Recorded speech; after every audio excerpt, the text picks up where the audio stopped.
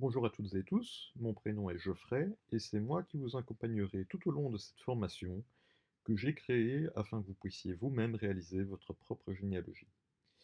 J'ai créé cette vidéo dans le but d'aborder tout ce que vous serez capable d'entreprendre au terme de cette même formation. L'objectif premier, c'est bien sûr de créer votre arbre généalogique en partant de zéro.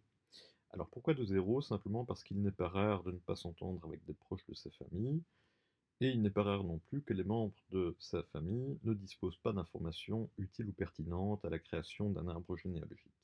Donc rassurez-vous, avec les outils dont vous disposerez, vous pourrez tout à fait démarrer de zéro. Alors, simple petite présentation euh, courte et efficace.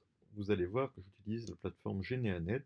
Il en existe d'autres comme Phileai ou MyHeritage, mais on travaillera exclusivement avec Geneanet. Pourquoi? Parce que c'est vraiment la plus efficace selon moi et la plus facile et la mieux illustrée. Alors vous allez voir que en quelques clics, on peut par exemple imprimer son arbre généalogique, chose qui est vraiment très pratique si vous souhaitez le partager avec d'autres personnes. Hop, voilà, on le met sur 5 générations seulement, on le télécharge en PDF, et vous constaterez qu'en une fraction de seconde, on obtient un arbre généalogique illustré, parfaitement imprimable. Et ce n'est pas tout, puisque Geneanet regorge de fonctionnalités utiles. Je vais vous montrer ici un petit exemple. Je clique aléatoirement sur mon arrière-grand-père Anatole, clique sur la petite flèche, et vous allez voir qu'en fait Geneanet permet de synthétiser toute une série d'informations, notamment des photos que vous choisirez, illustrer cette personne par une photo principale qui vous permettra de le retrouver plus facilement dans votre arbre, mais aussi reprendre ses différents métiers, les lieux et dates de naissance, de mariage, de décès, les différentes résidences, et aussi ajouter des notes. Alors moi, dans le cas d'Anatole, j'ai ajouté par exemple mes décorations militaires, euh, mais par exemple pour son frère Rodolphe, qui a eu une carrière politique, eh bien j'ai ajouté des extraits trouvés via d'autres outils que je vous partagerai aussi. Euh, j'ai mis un petit extrait sur sa carrière politique et pardon, ses études. Alors, le second objectif, c'est d'obtenir des actes numérisés, donc les actes de naissance, de mariage ou de décès. Alors, pour reprendre le même personnage, Anatole, on constatera que l'acte de naissance, par exemple, est peu lisible. Je vous partagerai aussi des outils pour clarifier ces mêmes actes.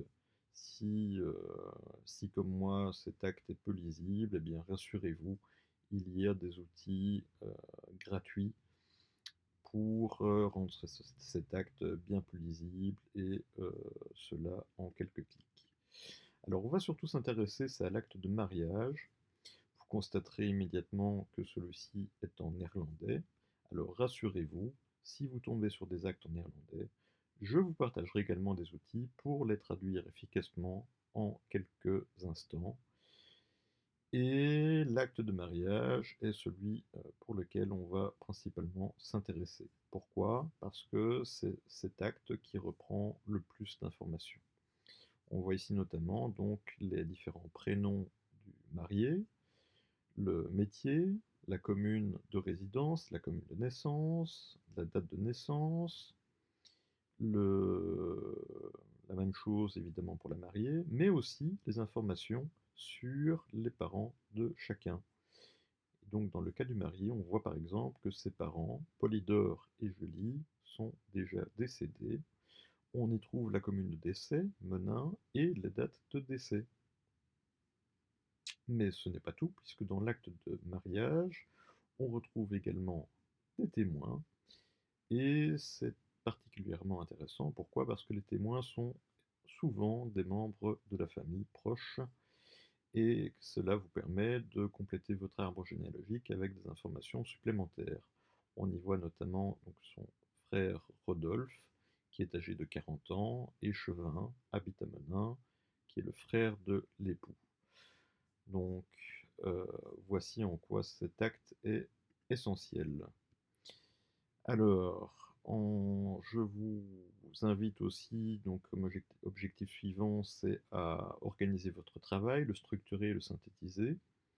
Donc dans mon cas, j'ai créé des dossiers, notamment le dossier d'actes, avec tous les actes des membres de ma famille, placés dans des sous-dossiers. Cela vous permet d'y accéder beaucoup plus facilement par la suite, plutôt que de laisser ces actes traînant dans un dossier téléchargement, par exemple. Voilà. Alors j'ai créé aussi un autre dossier qui reprend les photos des membres de famille, et vous verrez qu'en quelques clics, on peut accéder, par exemple ici dans mon cas, à Jacqueline, la fille d'Anatole, donc ma grand-mère, et j'accède immédiatement aux photos que j'ai d'elle dans ce dossier.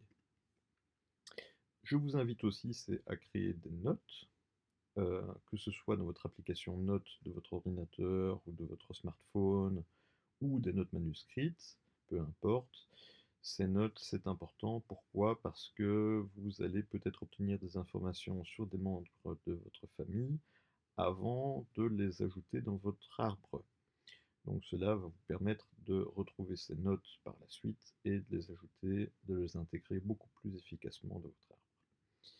L'objectif suivant, c'est de découvrir les métiers de vos ancêtres. On ne va pas y revenir, on les trouve dans les actes de mariage, on les trouve aussi dans les actes de naissance.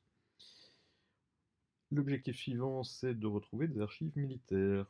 Alors là, pour cette vidéo, je ne vais vous présenter Carolson Archive, qui est un site qui reprend en fait des personnes qui ont été persécutées par les Allemands au cours de la Seconde Guerre mondiale.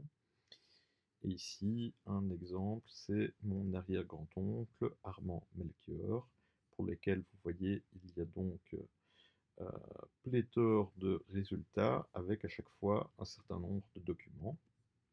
Alors si je clique sur ce résultat-ci, vous voyez qu'il y a 7 documents, il y en a même un peu plus en fait, mais ces documents sont parfois très intéressants. C'est notamment le cas de celui-ci. Alors vous constaterez qu'il est en allemand, mais rassurez-vous, encore une fois, je vous partagerai des outils pour traduire efficacement ces mêmes résultats. Vous voyez que dans ce document, en fait, les informations reprises sont parfois intéressantes, notamment la résidence ou le lieu de naissance de ces mêmes personnes, mais aussi des informations reprises par les nazis au moment de l'incarcération. Donc on y voit notamment la taille, la couleur des yeux, la couleur des cheveux, la forme du visage, etc. Bref, des informations qui peuvent être parfois intéressantes, parfois pas, ou parfois qui prêtent à sourire, puisqu'on y voit ici, alors c'est un petit peu effectivement macabre, puisque mon ancêtre a été incinéré dans les fours de Langensalza, mais voilà ce fichier qui reprend en fait l'inventaire de tous ses biens au moment de son incarcération.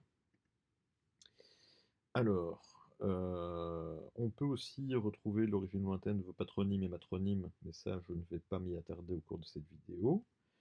Ce qui est peut-être plus intéressant, c'est la possibilité de découvrir de glorieux ou nobles ancêtres. Alors, dans mon cas, ce fut le cas. J'ai notamment découvert une personne dont ma famille ne soupçonnait pas l'existence, c'est Jules Melchior, qui est un des écrivains les plus célèbres de la ville d'Asselt, et qui a eu une carrière particulièrement intéressante. Vous voyez que j'ai cité ici notamment donc, toute sa carrière professionnelle, mais aussi la liste de ses œuvres. Alors, vous allez aussi peut-être retrouver des droits ou héritages oubliés, et c'est encore une fois le cas simplement avec Jules Melchior, puisque on a pu récupérer des royalties sur ses livres, puisque celui-ci avait décidé de protéger ses œuvres et ne pas tomber dans le domaine public. Alors, vous allez aussi peut-être identifier les membres de votre famille sur d'anciennes photos. Je vais ici vous montrer un exemple tout à fait équivoque. Ce sont des photos donc, qui ont été retrouvées au sein de ma famille ou communiquées par des cousins dont j'ignorais l'existence. Et le fait d'avoir créé votre arbre généalogique et d'avoir intégré un maximum d'informations vous permet par exemple de dater la photo, de la situer, et avec la concordance des dates, de restituer l'identification de certaines personnes. Et alors, pour la petite illustration, on y voit par exemple Melchior Armand qui se trouve ici, qui est la personne qui a été incinérée dans les camps de concentration. Voilà la première photo que j'ai pu découvrir de lui. Vous allez aussi pouvoir peut-être connecter des branches éloignées de votre famille, ce qui est une chose potentiellement intéressante parce que ces mêmes cousins ou petits cousins vont aussi certainement pouvoir vous aider dans vos recherches. Cousins dont parfois vous ignoreriez peut-être totalement l'existence, ce qui était mon cas. Si je prends par exemple mon arrière-grand-père Carlos, je savais que celui-ci avait eu deux sœurs, mais j'ignorais parfaitement que sa sœur Rachel, eh bien, avait une arrière-petite-fille que j'ai eu l'occasion de rencontrer, avec qui j'ai eu l'occasion de discuter et avec qui j'ai eu l'occasion de synthétiser davantage d'informations et de pouvoir obtenir d'autres photos euh, inédites de ma famille. Alors, objectif suivant, c'est peut-être de coloriser et améliorer vos images d'archives. Et ceci, vous pouvez le faire avec un outil que je vous mettrai aussi dans la formation. Alors, outil que j'ai rendu payant par contre, mais vous allez voir que c'est à des coûts tout à fait abordables, puisque j'ai créé des forfaits. Donc, pour 10 photos, je demande 19,99 €, tarif qui sera peut-être revu par la suite, je ne sais pas encore. Je vous promets donc un temps de traitement entre 12 à 72 heures, et pour l'instant, je vous offre la sublimation de l'image, puisqu'il n'est pas rare que les photos soient abîmées ou mal cadrées ou que sais-je. Donc voilà, grâce à ce site, donc colorize.be, qui est un site que j'ai créé récemment, vous allez pouvoir obtenir un résultat comme celui-ci. Donc vous partez d'une image à droite qui est assez pixelisé, vous voyez le résultat à gauche avec une colorisation qui est extrêmement fidèle et une image qui est améliorée. Vous allez aussi peut-être pouvoir retracer des migrations familiales, et voilà un exemple. C'est par exemple, alors ici ce n'est pas une grande migration, mais j'ai retracé donc les différents domiciles de mon arrière-grand-père. Vous voyez donc qu'il est né à Leupegem, a vécu ensuite à Alost, Vilvoorde, Elzen, Hasselt, avant de se retrouver à nouveau à Bruxelles et de décéder à Schaerbeek. Alors dans certaines familles, vous allez retrouver des migrations beaucoup plus importantes, que ça soit de la France vers la Belgique ou inversement, voire beaucoup plus loin. Bref, ce sera la surprise. Et vous allez peut-être percer des secrets de famille bien ancrés ou résoudre des mythes familiaux. Alors dans mon cas, je ne vais pas m'étaler dans cette vidéo, mais j'en ai justement découvert qui étaient vraiment assez surprenants.